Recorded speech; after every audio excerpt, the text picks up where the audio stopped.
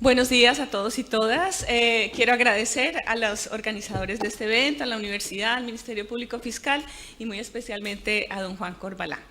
El tema de este panel, como lo señalaban ayer, tiene que ver con lo que podría uno llamar el talón de Aquiles del litigio estratégico. Y se relaciona con una de esas características más importantes que este litigio tiene, y es la existencia de una sentencia que supone un conjunto de órdenes de implementación continua y prolongada. Esa es parte esencial de la caracterización adicional a la que ayer se trabajó en el panel. Entonces voy a referirme en primer lugar al derecho al cumplimiento de las decisiones judiciales que protegen derechos. Yo creo que esta es la esencia de lo que estamos conversando. Recordar simplemente los artículos 8 y 25 de la Convención Interamericana de Derechos Humanos, donde se deriva ese compromiso de los Estados partes para garantizar el cumplimiento por parte de las autoridades competentes de toda decisión que haya estimado procedente un recurso. De esa forma, en Colombia, por ejemplo, se ha estructurado por nuestra Corte Constitucional ese derecho al cumplimiento de las decisiones judiciales y se considera que forma parte pues del derecho al debido proceso. Ahora voy a concentrarme en estos 10 minutos en diversos instrumentos que en el caso colombiano se han utilizado para ese seguimiento al cual hacemos referencia. Me parece muy importante ligar la conferencia anterior del doctor Rodrigo Primi con este concepto del seguimiento a las decisiones estructurales. Y voy a hablar de dos escenarios, las acciones de tutela y las acciones populares, que son más desconocidas estas segundas. En acciones de tutela y en los dos casos que él acaba de expresar y de contarnos en profundidad, lo que se estableció por la Corte Constitucional fueron las salas de seguimiento, las salas especiales de seguimiento, tanto en el caso de la sentencia T025 como en la sentencia T760 del 2008.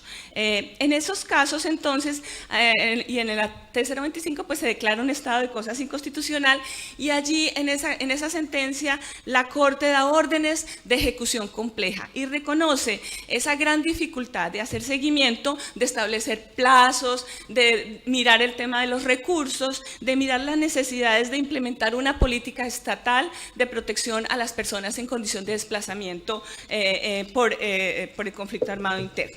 Entonces, las características de esas salas de seguimiento, ¿cuáles han sido? Tanto en el tema de desplazamiento forzado como en el tema de salud, vemos varias características. Por un lado, se refieren a problemas estructurales. La Corte ha sido una creación realmente jurisprudencial y la Corte asume esa facultad de seguimiento que tradicionalmente se había planteado a los jueces de primera instancia. Obvio, hace seguimiento de las decisiones estructurales. En tercer lugar, su función está limitada pues a esa verificación de las órdenes estructurales y utiliza estrategias como los autos de seguimiento, como las audiencias públicas de rendición de cuentas o de seguimiento mismo de los casos, e incluso da órdenes a entidades como la Defensoría del Pueblo, el Ministerio Público, etcétera, para hacer acompañamiento ya en los casos específicos. La otra figura, bueno, en esta figura señalar las fortalezas y las debilidades. En mi sentir, en la parte, digamos, de problemas que se han identificado, generalmente se habla del desgaste de los jueces, dos magistrados que asumen sobre sus hombros la carga del seguimiento de una sentencia, y de igual manera el excesivo tiempo, llevamos 12 años desde esa sentencia T025 y 8 años desde la T760, entonces es una labor larga y muy compleja. Las fortalezas, pues por supuesto, ese valor que los jueces o los magistrados representan y el tema de mantener viva la sentencia. Yo creo que eso es la esencia de esta tarea que la Corte ha asumido, además de esa función pedagógica que la sentencia tiene en este momento en Colombia, en esos derechos, en los derechos de la población desplazada y también en el del derecho a la salud. La otra figura son las audiencias de seguimiento. Esas audiencias pues las puede solicitar cualquier magistrado y las coordina el magistrado sustanciador. Se han utilizado en muy diversos casos y son un mecanismo de participación bastante activa.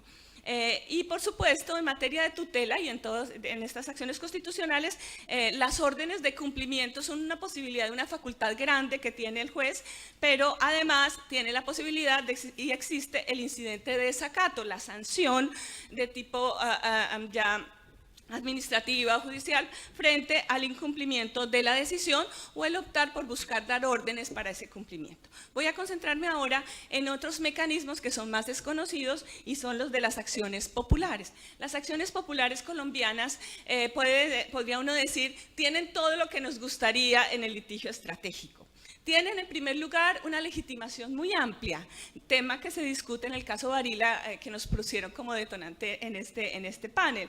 Pero también esa legitimación amplia se diferencia en Colombia porque es una posibilidad de ejercerlas por parte de cualquier persona natural o jurídica, pública o privada, nacional o extranjera. Es decir, es la mayor amplitud en temas de legitimación. ¿Para qué? Para defender derechos colectivos. Ese es el concepto que nosotros trabajamos, el de derechos colectivos, y en la parte que nos ocupa en este panel tienen unos mecanismos de seguimiento muy interesantes, mecanismos de seguimiento que se inician incluso en el mismo proceso de acción popular con figuras como la audiencia para pacto de cumplimiento, el comité de verificación del pacto, la posibilidad de establecer auditores de la sentencia y la verificación de la sentencia. Voy a referirme brevemente, ya para finalizar, a estas figuras que en las acciones populares existen. En cuanto a la audiencia especial para pacto de cumplimiento, es un momento procesal muy cercano a la demanda de acción popular que busca proteger derechos colectivos,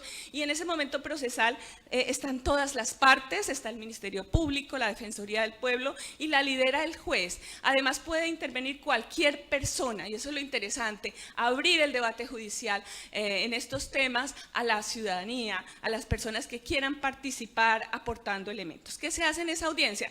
Buscar las propuestas para proteger esos derechos colectivos, propuestas que pueden venir desde las partes, desde el Ministerio Público, desde los ciudadanos, e incluso el mismo juez puede hacer propuestas para lograr que la protección efectiva de los derechos colectivos, y una protección efectiva que incluya recursos, tiempos y todos los elementos formales para desarrollar esa protección.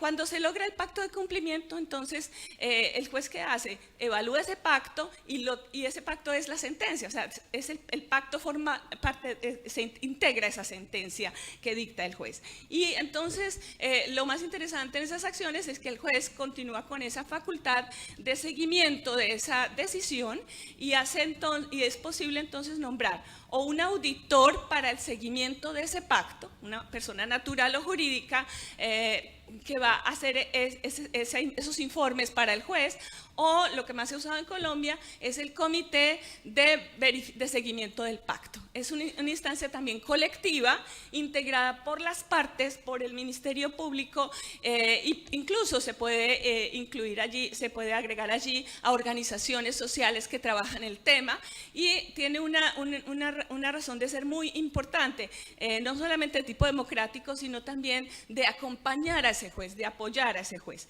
Ahora, si no se logra el pacto de cumplimiento, de todas maneras, y el juez falla a favor y protege los derechos colectivos, puede crear también, y esto es una figura que también autoriza la ley, puede crear un comité de seguimiento de esa sentencia.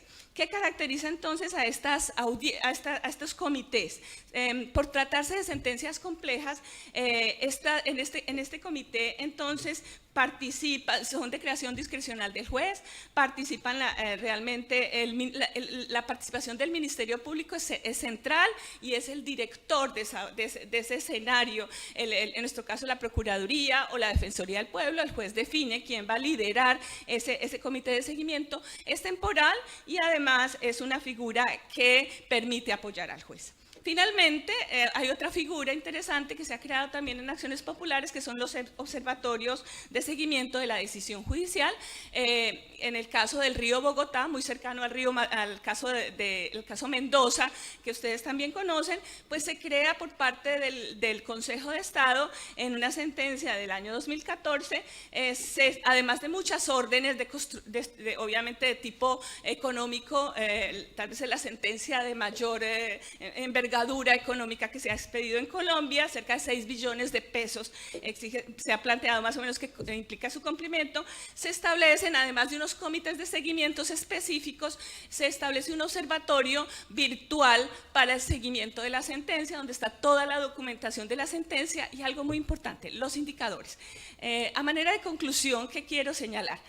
Básicamente que este recorrido podemos observar esas amplias facultades que tienen los jueces en materia de acciones constitucionales, que hay diferentes opciones y que esa creatividad del juez, basada también en muchos casos en la posibilidad normativa, pero en muchos casos son creación jurisprudencial, puede lograr ese restablecimiento integral de los derechos colectivos y una mayor participación ciudadana. No olvidar finalmente 3 elementos complementarios a los que no me he referido, pero sería interesante conversar más adelante. 1, el rol de los medios de comunicación en el seguimiento de las decisiones judiciales. 2, el rol de la academia y de las organizaciones sociales en ese litigio estratégico, no al final, sino desde el comienzo. Y en tercer lugar, la función pedagógica de la sentencia. Muchas gracias. Muchas gracias a usted, doctora Beatriz Londoño Toro.